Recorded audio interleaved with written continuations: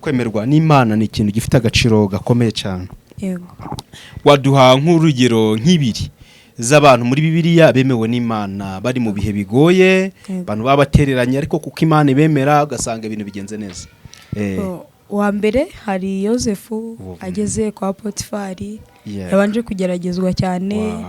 Ubwo muka Potifari yamugeragezaga mu cyumba yifuza ko baza kuryamana, yamuciye amazi cyane aramusuzugura avuga ati nubwo Imana itari nubwo abantu batari kunde ariko buryo y'abantu bakwemera Imana itakwemera nacyo byaba bimaze, kuko Imana yikwemeye kwemeza n'abandi, kabone nubwo wabunyanguru Imana inyemera mu masegonda abiri gusa waba uri kuvuga ati gihozo uri kumamaga ku telefone utarambirwa mu kandi kanya ukaza no kunyishakira mu rugo, kubera ko Imana yamyemeye ikanyemeza n'abandi.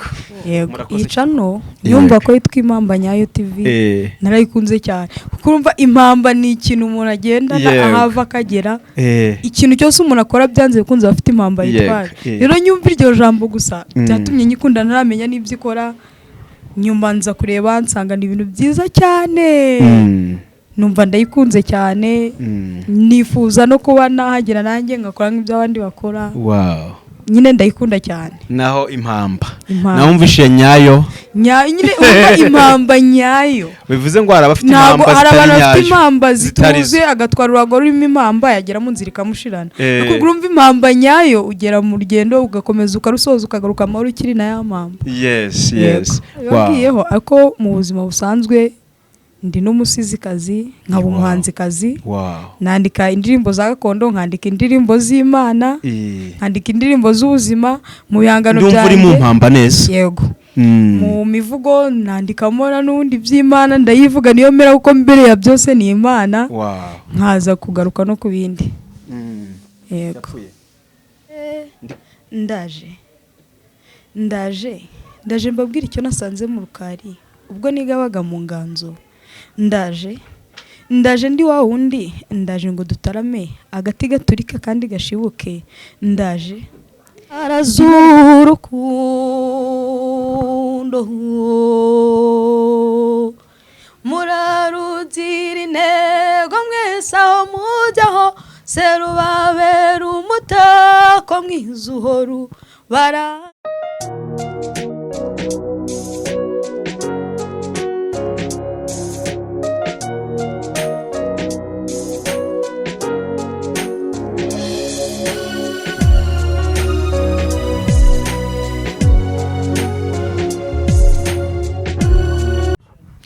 Twongeye kubasuhuza nshuti bavandimwe aho muri hose muhere hirya no hino, amahoro y'Imana abane namwe. Tubahaye ikaze ku Mpamba Nyayo TV, tuvuga ngo Uwiteka Imana mu buzuru gukora byose aguhereza impamba. Waba uri mu rugendo aguhereza impamba, mu buryo bw'umwuka Uwiteka Imana aguhereze impamba. Murabizi mu by'ukuri nta yindi impamba twabona isumba ijambo ry'Imana. Iyo umuntu afite ijambo muri we rimuhesa ijambo mu ruhame rw'abagabo. Rero mbifurije gutunga ijambo mu mutima wanyu. Imana idufashe, Imana iduhana umugisha. Dawidi yavuze ngo nabitse ijambo ryawe Imana mu mutima wanjye kugira ngo ntagucumuraho. Hanyuma rero ngewe ni Felicien nkuko dusanganwe mu by'ukuri muri minsi twagize umugisha ku mpamba, turi kugenda tubona abantu biteguye gutanga impamba, biteguye kudufasha muri uyu murimo, kuko umurimo ni wa Kristo. Imana ibahereza umugisha cyane. Hanyuma nkuko mubibona rero turi kumwe n'umutumirwa, reka atangire atwibwira. Murakoze. Mbere na mbere mbanje gusuza abakunzi b'Impamba Nyayo TV aho bari hose bakomeze kugubwa neza. Rero nitwa Igihozo Giovanisi Dumwari. Yego. Gihozo Giovanisi. Gihozo Giovanisi ni muntu ki?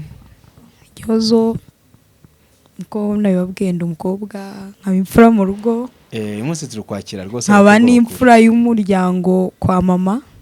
Ahavuka ngo ndi umwuzukuru mukuru, nkaba n'imfura mu rugo. Ikindi Gihozo ni umuntu ukunda ukuri n'amahoro. Ndumva ari ibyo. Ni umuntu ukunda ukuri n'amahoro. Wow, byiza cyane. Hanyuma rero Gihozo uri umukristo? Yego. Byiza cyane. Hanyuma rero watangira usenga Imana? Uiteka mwami Imana yacu turagushimiye turaguhimbaje tugushimiye kugira neza kwawe n'ubuntu bwawe mwami wabanye natwe uraturinda nta gikuba cyacitse izina ryawe rihabwa icyubahiro bya byose twese tunganye turabanyantege nke mu mivugire yacu mu mitekerereze yacu turakwinginze ngo tweze mu byo dukora byose weze ubugingo bwacu twezesha amaraso yawe maze kutweza no kudutunganya turagusabye bane natwe muri iki kiganiro tukuragije gahunda zose ziri bubere hano mu izina rya Yesu Kristo tubisabye amen. Hanyuma Gihozo rero muzukuri uri umukobwa ukunda gusenga nkuko wabivuze nirihe jambo rigufasha wabwira abakunzi impamba Nyayo TV muri uyu mwanya? Ijambo riri kumfasha muri no misi ni ijambo ryanditswe mu byakozwe n'intumwa ibice 10 umurongo wa 35 rivuga ngo ahubwo mu mahanga yose uyubaha agakora ibyo gukiranuka Imana iramwemera. Wow. Yego. Ritubwire neza nyine turyumve. Iryo jambo riramfasha cyane arigendeba murabizi si genda iri kwirukanka mu iterambere iyo ucunze nabi ragusiga.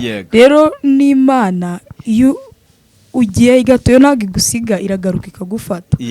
Ariko nyine iraguhenda paka ikagukurura ubwo nyine iyo uyubashe ugakora ibyo gukiranuka aho uri hose ukayubahisha ahagaragara ahatagaragara hose ugakiranuka aho abantu batari kukureba n'abatari kukureba irakwemera ikakwemeza n'abandi. Amen amen. Yego. Nyuma mu byukuri icyo cyanditswe ni byiza cyane kwemerwa n'Imana ni ikintu gifite agaciro gakomeye cyane. Yego. Waduha nk'urugero nk'ibiri z'abantu muri Bibiliya bemewe n'Imana bari mu bihe bigoye abantu babatereranye ariko kuko Imana ibemera ugasanga ibintu bigenze neza.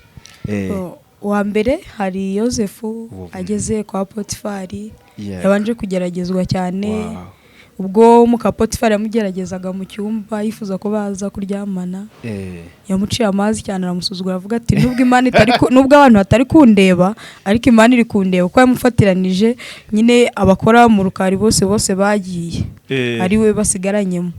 Yosefu raza kumwikura undi muka Potifari asigarana ishati yonyine yemera kujya muri gereza arafungwa urumva ko yakiranutse pe yarayubahishije ndayiramwemera iza kumuzamura imuhindura uhagarariye ibiryo byose byo mu gihugu akazajya gaburira abo hirya no hino. Byiza cyane. Undi wa kabiri hari Dawidi nawe yari umuhererezi aba mwishamba iwabo bakuru be bafashwe neza ariko wenyine banamwihakana ko atari uwabo nyuma kubera gukiranuka iza kumuhindura umwami. Yego bite no kwemerwa n'Imana. Yego yaramwemeye imuhindura umwami. Reka tubwire abadukurikiye ngo natwe muri rusange tuvuge ngo duharanire kwemerwa n'Imana niko gaciro. Amen. Hanyuma ziriya nkuru utubwiye niki zikwigisha mu buzima bwawe bwa buri munsi? Ziriya nkuru cyambere zirankomeza zikampa imbaraga zo kuba intwari. Ego gukiranuka nyine nkumva ko nanjye uko bemewe nanjye Imana iranyemera fakona ubugingo bora kandi Imana ikwemera ikwemeza n'abandi kandi Imana ikwemera mu byukuri buri kimwe cyose kirakwemerera mu gihe cyacu cyashizweho. Yego. Password no kwemerwa n'Imana cyane niyo password ariko no kwemerwa n'abantu nabyaregeye bifashije ariko buri gihe abantu bakwemera Imana itakwemera nacyo byaba bimaze kuko Imana ikomeye kwemeza n'abandi kabone nubwo wabunyanguru Imana inyemera mu masegonda abiri gusa waba uri kuvuga ati Gihozo uri kumamaga ku telefone utarambirwa mu kandi kanya ukaza no kunyishakira mu rugo kubera ko Imana yanyemeye ikanyemeza n'abandi. Yego. Murakoze cyane.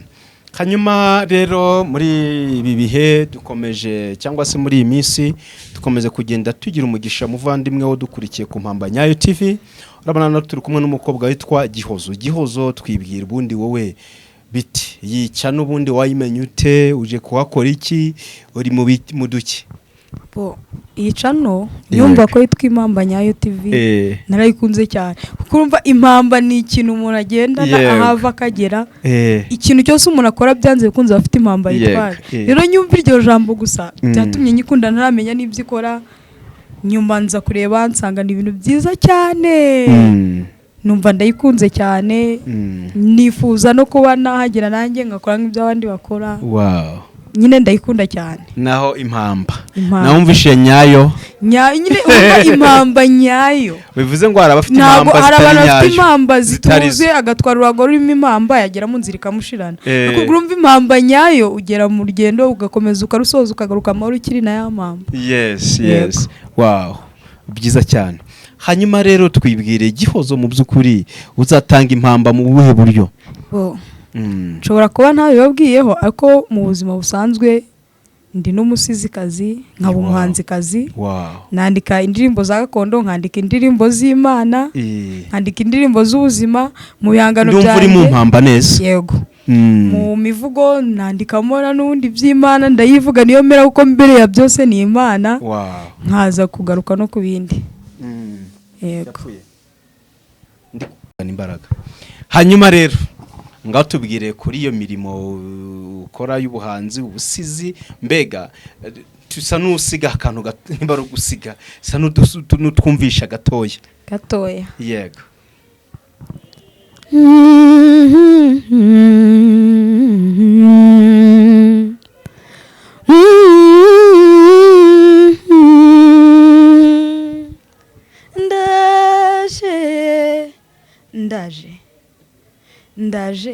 ndaje mbabwira icyo nasanze mu rukari ubwo nigabaga mu nganzo. ndaje ndi wa wundi, ndaje ngo dutarame agati gaturika kandi gashibuke. ndaje ndi intore idakangwa n'imirindi, imitontomo n'imitingito y'umubisha, mparanira kurwanya umubisha mubuza kuvogera urwa Gasabo. ndaje ndi umuto utari gito. ndaje waje twakubonye. Yego.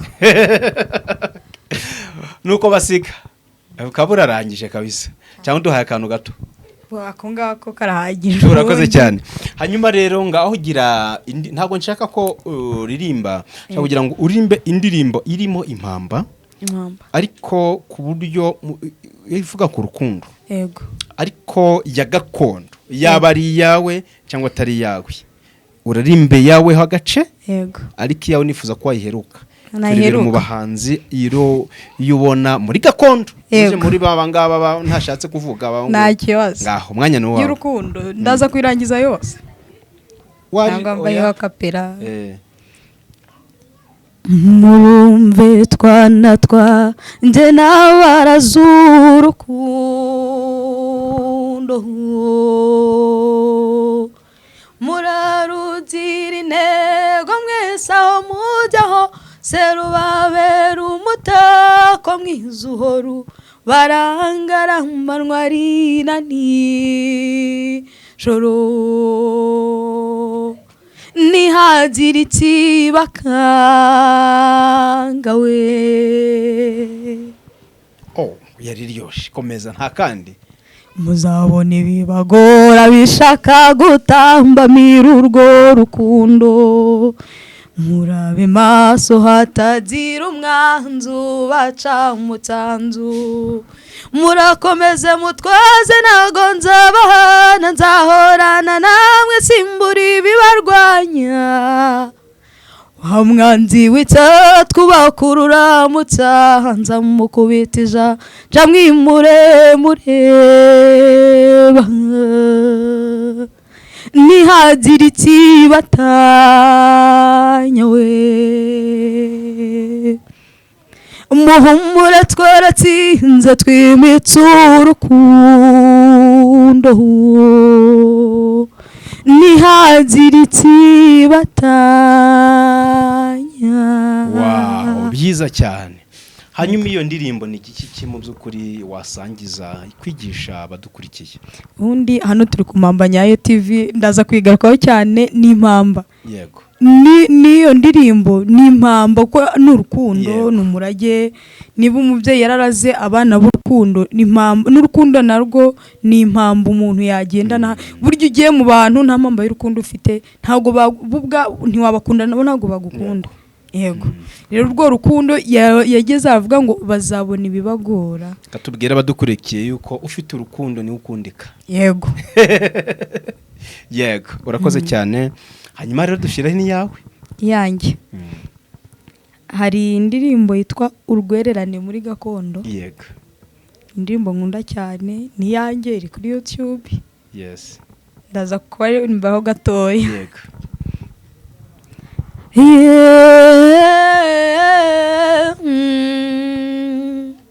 Yeah. Yeah. Urwererane muri gakondo, tubyumva muri gakondo, bikorerwa muri gakondo, bivomwa muri gakondo, urwererane muri gakondo. Yeah. Yeah. Yeah. Urwererane muri gakondo, basogokuru n'abanyogokuru bavutse muri gakondo, usaba amazi ugasanganizwa amata, babyiruka muri gakondo, abakobwa mu rukari baboha, abasore mu rwuri baragiye amasoho. Yeah. Yeah. Yeah. Urwererane muri gakondo. Iyo ndirimbo mu by'ukuri ni iki washaka kwigisha abantu?